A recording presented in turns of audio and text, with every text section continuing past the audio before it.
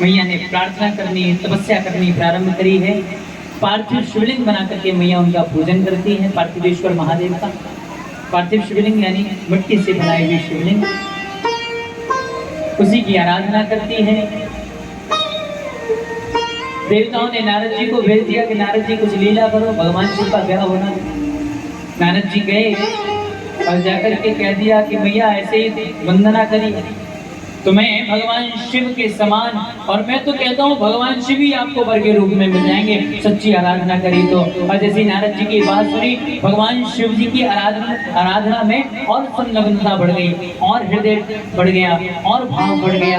खूब मन से मैया सेवा करती है, खूब आराधना करती है, सुंदर ताजी बिल्व पत्रियां चढ़ाती है, धातुर्य फल चढ़ाती है, विजया पत्र चढ़ाती है, और महाराज बड़े सुंदर भाव से भगवान का आराधन करती है।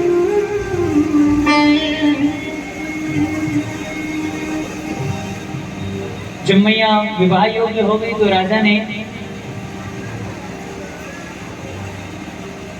ब्राह्मण देवता को और नाई को, देखो पहले जो रिश्ते ढूंढे जाते थे ना, उसमें माता पिता अपने बच्चों के रिश्ते नहीं ढूंढते थे, नाई और ब्राह्मण रिश्ता ढूंढा करते थे।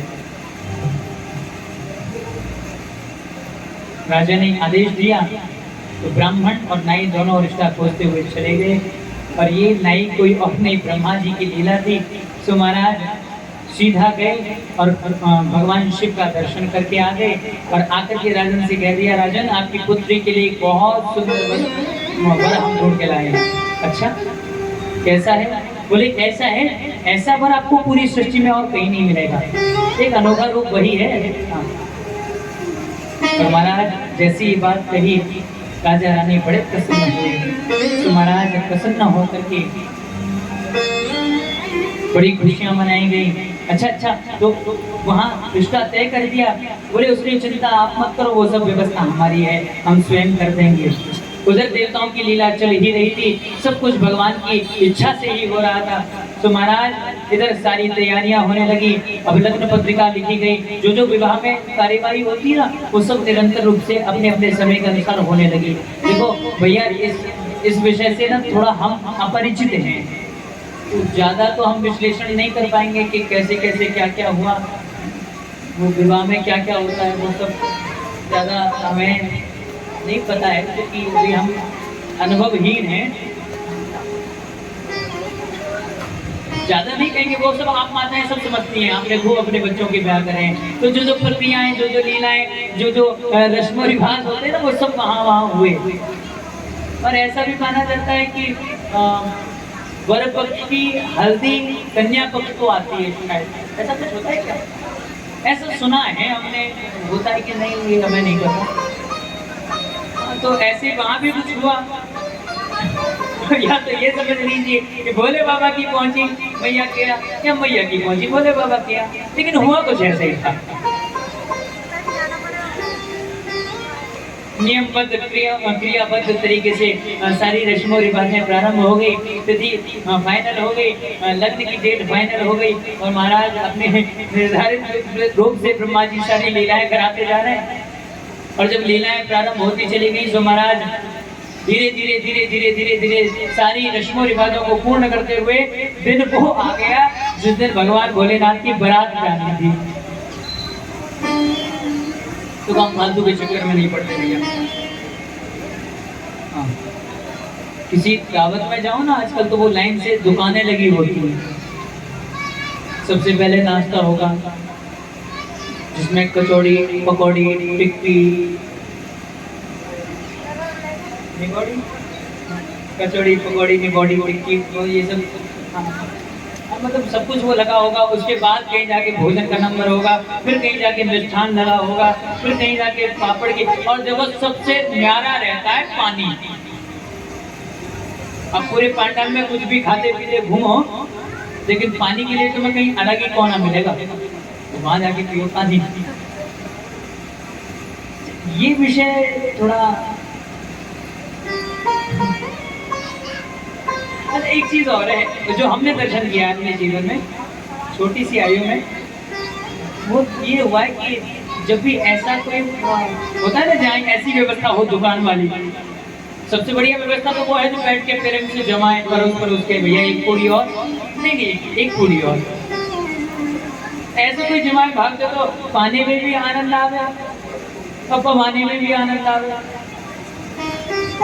लेकिन आजकल स्थिति परिस्थिति थोड़ी सी और होती है। हलवाई सारी व्यवस्था करके रखता है, दुकान सज गई, खाना लग गया, सब कुछ हो गया, फिर एकदम से आवाज लगती है चलो भाई खाना शुरू हो गया। अब जैसी ये बात सुनी, जिस जिसके कानों में पड़ी महाराज सब कुछ, कोई कुछ भी कर रहा हो सबसे पहले दौड़ पड़ता है खाने के लिए। जैसे हो सकता है शायद आज के बाद ये मिले ना मिले, दौड़ पड़ते हैं। ऐसे मानो जैसे कि गौशाला में सेवा करने वाला व्यक्ति लड़ावनी में खूब सानी लगा देता है सारी गौ माताओं के लिए, फिर अचानक से सारी सानी लगा करके दरवाजा खोल देता है, फिर दौड़ती ही निहारती गौ माता आती है, सीधा लड़ावनी में लग जाती है। ऐसी आवाज सुन करके हमसे भागते, ये आज की दशा है। आपको सत्य बताएं, वैसे तो हम विशेषकर विवाहों में नहीं जाते हैं, हमारे परिवार से कोई चला जाता है, लेकिन जिन जगहों पे हम जाते हैं प्रयास ये रहता है बैठ के खाने। खड़े होकर के खाओ तो कितना भी खाओ भूखे रह जाते हैं, वास्तविकता है कि नहीं?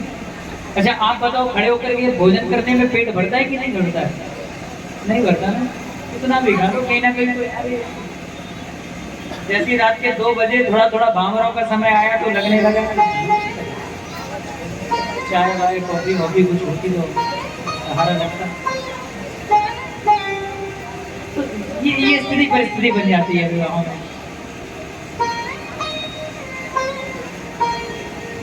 वहां दिन को आया कि बारात निकलनी थी, बारात की निकलौसी होनी थी। अब देखो जब बारात की निकलौसी होनी होती है ना, तो सबसे पहले क्रिया होती है कि दूल्हे को सजाया जाता है, खूब चकाचक दूल्हे को सजाया जाता है। और आजकल तो सजने संवरने के लिए बहुत सुंदर प्यारी प्यारी व्यवस्थाएं हैं। आजकल तो जगह जगह काया पलट केंद्र खुल गए। काया पलट केंद्र समझ रहे हैं आप?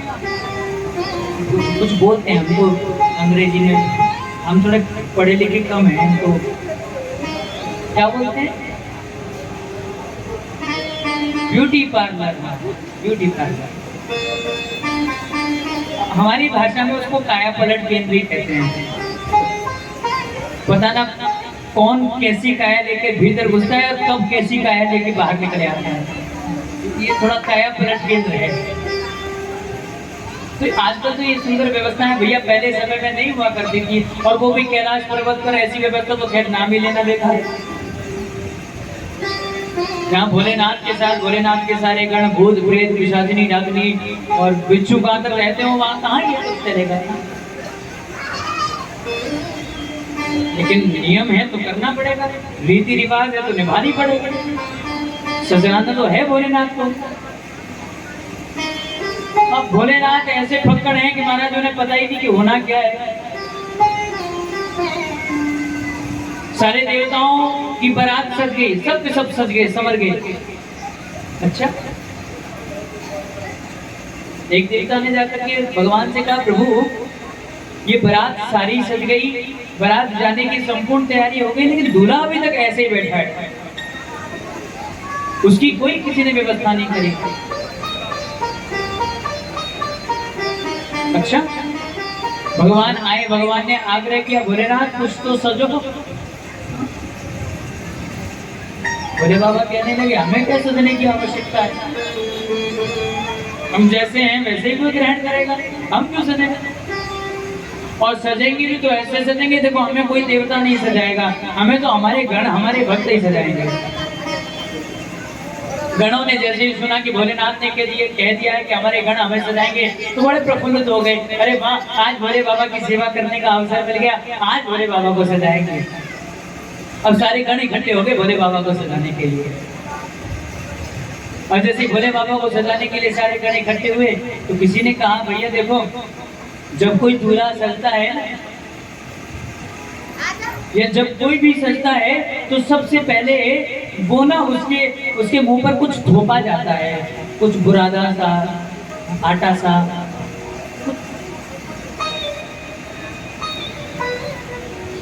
क्या होता है वो? कुछ तो होता है वो जो करते हैं, वो आटा सा लगा लेते हैं।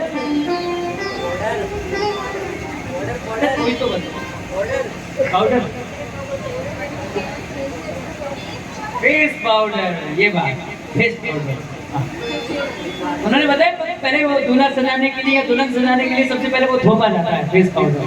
हाँ, गण सोचने लगे हम फेस पाउडर कहाँ से, बड़ा गंभीर विषय है। अब भैया कैलाश पर्वत पर ये व्यवस्था तो है नहीं। एक ने कहा काहे चिंता में लगे पड़े हो, अभी जा रहा हूँ फेस पाउडर की व्यवस्था करके लाऊं। गण भागा भागा गया, कहाँ? शमशान घाट में। जो चिता जल चुकी थी उनकी जो राख थी ना, छान करके भर लाया। बोले ये लो आ गया फेस पाउडर। अब देखो हमारे जमाने में कोई कोर्स किया हुआ व्यक्ति होता तो वो चेहरे पे लगाता। अब वो भगवान भोलेनाथ का अड़भंगे, भगवान का अड़भंगा भगत, उसे नहीं पता कैसे क्या होना है। तो जो राख भर के लाया था मुंह पे लगाने की बजाय सर पे से ऊपर से पलट दी। तो महाराज जो मुंह गोरा होना था ऊपर से नीचे तक सब गोरे ही गोरे हो गए।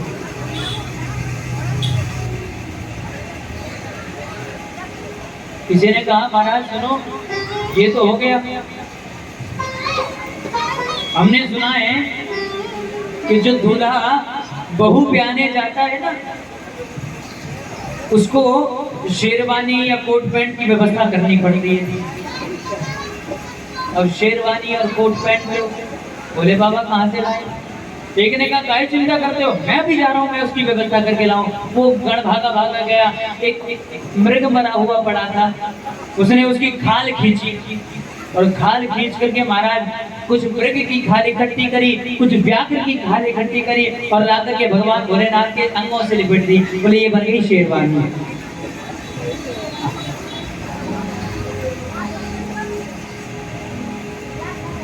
अब किसी ने कहा देखो भैया ये भी व्यवस्था हो गई। अब देखो जब कोई दूल्हा बहू ब्याने जावे ना तो बाकी सर पर वो धरे करें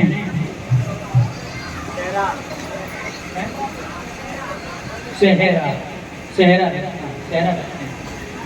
अब जैसे ये बात कही कि सेहरा, तो सेहरा सब सोच में पड़ेगी सेहरा कहाँ से लाएं? तो एक ने कही काहे चिंता में लगे हो, हम हैं ना। भगवान शिव के पीछे जाके खड़ा हो गया। भगवान भोलेनाथ मस्त फकीर बने बैठे थे, जटाएं फैल रही थी। उसने भोले बाबा की जटाओं को इकट्ठा किया और इकट्ठा करके महाराज ऊपर ही गोल गोल गोल गोल गोल गोल घुमाता चला गया और ऊपर ले जाके बांध दिया। बोले ये देखो ये बन गया सेहरा। और उस पर भी कुछ रखा जाता है, कलंगी, वही रखते हैं ना यहाँ पे, यहाँ पे। अब किसी ने कहा वो कहाँ से करें? बोले बस छुट्टी काटो। एक जन भागा भागा गया, उसी समय देखा कि एक चमचमाता सा सर्प एक झाड़ी में भागा चला जा रहा था। उस दैत्य ने कहा अरे कहाँ भागा जा रहा है, हमारे ईश्वर का ब्याह है, तुझे वहाँ सेवा में चला, तू भाग। उसने तुरंत उसको पकड़ा, भाग करके लेकर के आया और भगवान के उस मोहर पर, उस शहरे पर बांध दिया। अब जो फन था वो ऐसे आ गया, बन गई करेंगे।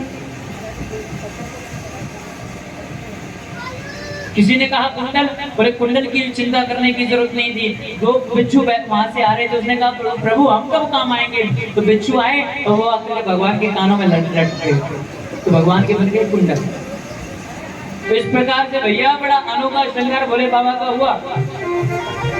और इस सुंदर से श्रृंगार को करने के बाद अब सबने कहा चलो अब विवाह होगा, निकरोसी होगी, तो उसके लिए घोड़ी की आवश्यकता है। होगी व्यवस्था खराब। किसी ने कहा अभी कैलाश पर्वत पर घोड़ी कहाँ से लाए? नंदी ने कहा प्रभु मैं कब काम आऊंगा? सो महाराज नंदी महाराज की पीठ पर भगवान भोलेनाथ सवार हो गए। अब देखो भोलेनाथ पीठ पर सवार होकर के चलने लगे, सारे देवता गण आगे आगे निकलने लगे, क्योंकि भोलेनाथ तो अपनी बारात के साथ थे ना। और भोले बाबा की बारात कौन सी थी? भूत प्रेत पिशाचिनी डाकिनी शाकिनी, ये सब भगवान भोलेनाथ की बारात थी। अब देखो भूत प्रेत जहाँ आए वहाँ तो हाय हुल्लड़ होता ही होता है।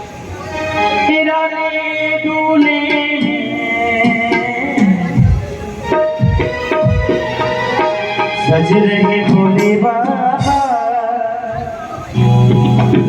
निराले डोले, सज रहे भोले बाबा निराले डोले।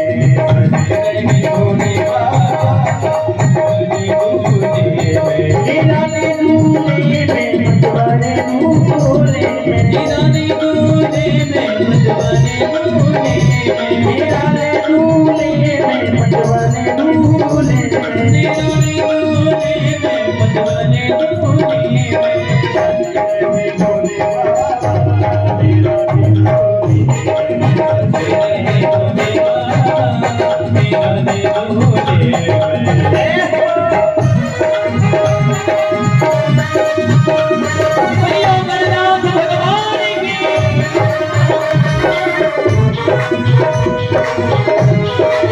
जिसको भोले बाबा के प्यार की खुशी है तो स्थान पर खड़े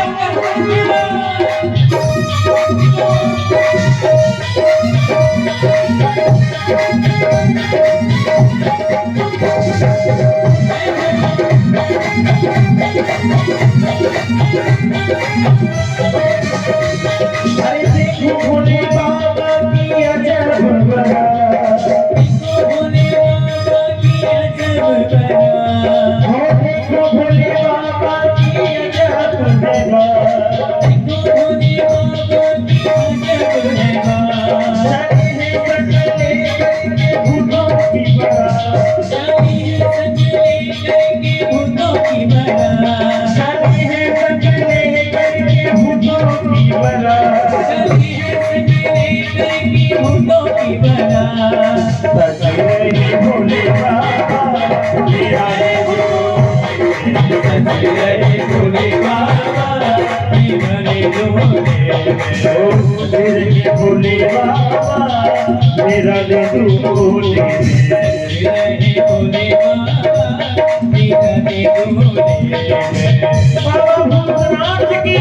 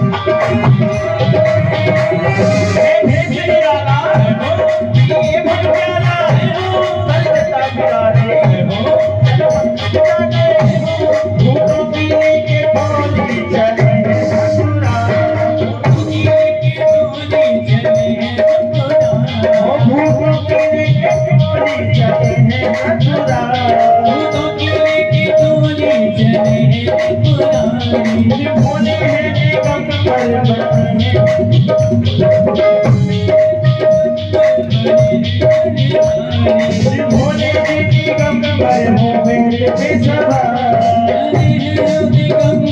हो मेरे भोले जी गंबर हो मेरे भोले बाबा तेरा दूल्हे भोले बाबा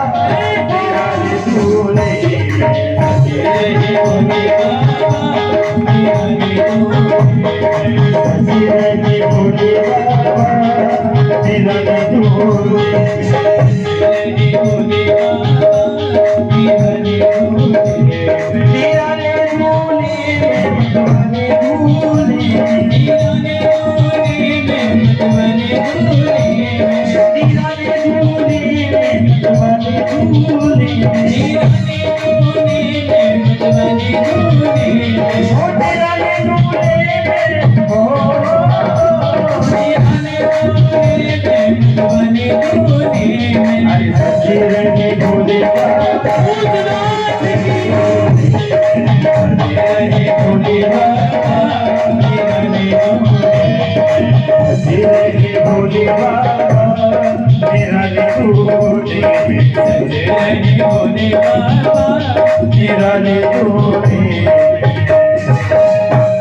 शंकर भगवान की बोली बाबा भूतनाथ की बोली औगणनाथ की जय जय श्री राधे।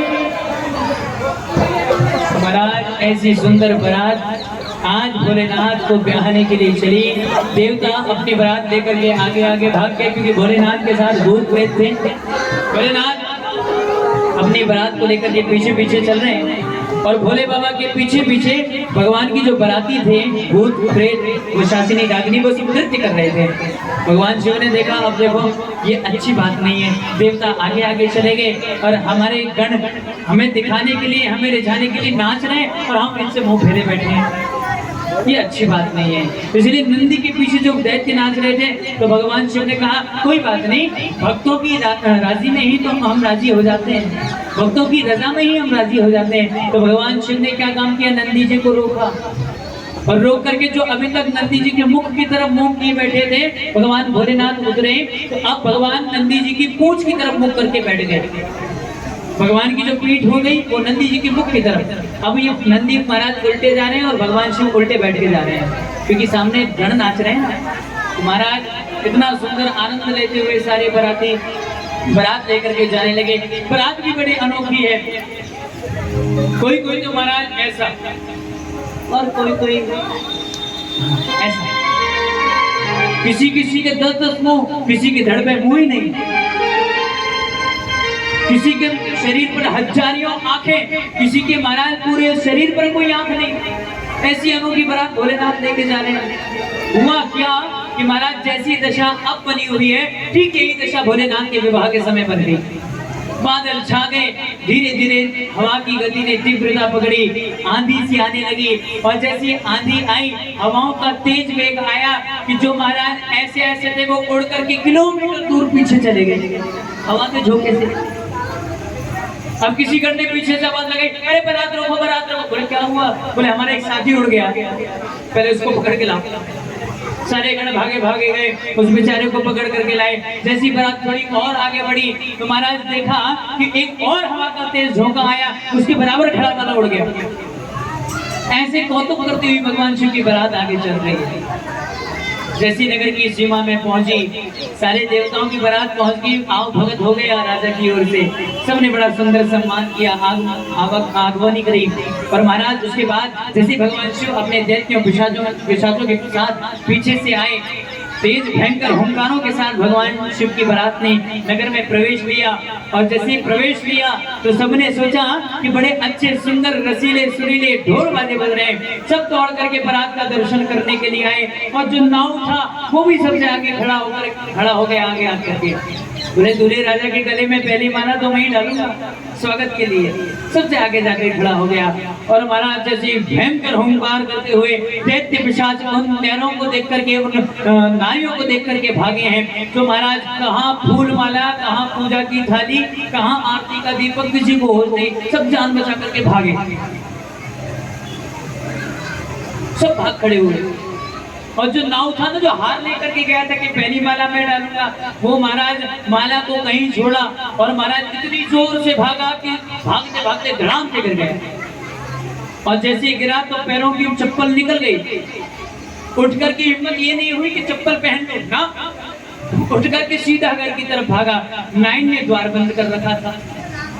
नाव भागा भागा गया और फिर दरवाजा पीटा, अरे दरवाजा खोल। नाइन ने आवाज लगाई, क्या हो गया? बोले पहले दरवाजा खोल, उसके बाद बताऊंगा क्या हो गया। जैसे द्वार खुला, भाग करके अंदर गया, फटाक से द्वार बंद कर दिया। द्वार बंद कर दिया तो नाइन ने पूछा, क्या बात है, इतनी सांस क्यों फूल रही है, क्या बात है, इतने हड़बड़ा क्यों रहे हो? बारात आई, दूल्हा देखा, कैसा है हमारी किशोरी का दूल्हा? बोले बस यही मत पूछ, यही मत पूछ कैसी बारात है।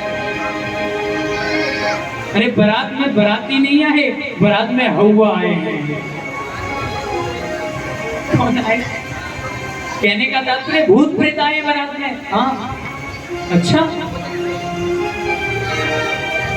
तो जो नेक लेके आए कि नहीं, तो नेक की पड़ रही, जान बचा के तेरे पास वापस आएगा, जो बड़ी बात समझ ले। हाँ कहूँ और की बारात में नेक लेनी, सबरी बारात यही थी नेक इकट्ठे करेगी। तो महाराज इस प्रकार से ये कौतुक हुआ। सबने सोचा बारात को अब नाश्ता पानी कराया जाए, भोजन कराया जाए, तो कैसे कराएं? अब किसी की भी हिम्मत नहीं पड़ रही, दावत परोसी जाए जाके। अब जो सामने जाएगा जो महाराज अपने आप को साफ करवा के आएगा, इसलिए किसी की हिम्मत नहीं पड़ी। सारे दैत्यों के लिए स्थान दे दिया गया। बोले आप सब वहां जाके बैठ जाओ। सारे दैत्य के बैठ गए। अब किसी में इतनी हिम्मत नहीं कि जो जाके भोजन परोसाए। एक बंदा हिम्मत वाला था तो गया, जाकर के दोनों पत्तल सबके आगे डालाया। और किसी में इतनी हिम्मत जगी नहीं, तो सबने सोचा अब परोसा कैसे जाए। अब चमचा बाल्टी लेके जाएंगे परोसने के लिए, कि तो ऐसा ना हो कि चमचा बाल्टी का सामग्री को बाद में खाएं, पहले हमें पर खा जाए। इसलिए बड़े से लंबे से बांस में महाराज चमचा लटकाया गया, बड़े से बांस में बांध करके बाल्टी लटकाई गई और पीछे से खड़े खड़े सबके पत्थरों में परोसा जाने लगा। ये कौतुक हो रहा है वहां का। बारात राजन के द्वार पर पहुंची। सबसे पहले मैया आरता करने आती है, ऐसा होता है, आरता करने के लिए मैया आती है। और सबसे आगे आगे मैंने आपको बताया देवता चल रहे थे, तो सबसे पहले आरता कराने के लिए वही पहुंच गए। सबसे पहले ब्रह्मा जी आए, बड़े बूढ़े सफेद दाढ़ी, 5-5 मुंह। जैसे मैया ने आरती करी तो नारद जी बगल में खड़े थे, पूछे गुरु जी क्या बात है जी, हमारे बेटी के वर आए क्या? नहीं नहीं मैया जी, बेटी के वर नहीं, जो वहाँ के मैनेजर हैं उनके यहाँ पर। अच्छा,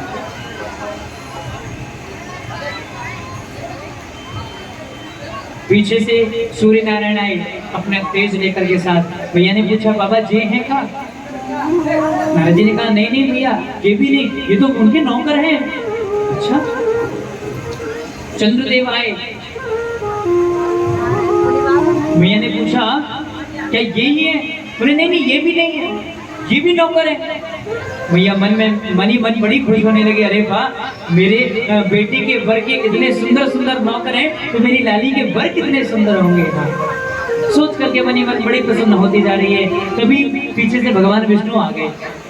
अब भगवान विष्णु तो वो हैं जहाँ से सौंदर्य का प्राकट्य हो, जहाँ से सुंदरता की शुरुआत हो, वही मेरे भगवान विष्णु हैं, वही नारायण हैं, वही गोविंद हैं। जैसे आए भगवान का अनोखा दिव्य स्वरूप देख करके मैया बावरी हो गई।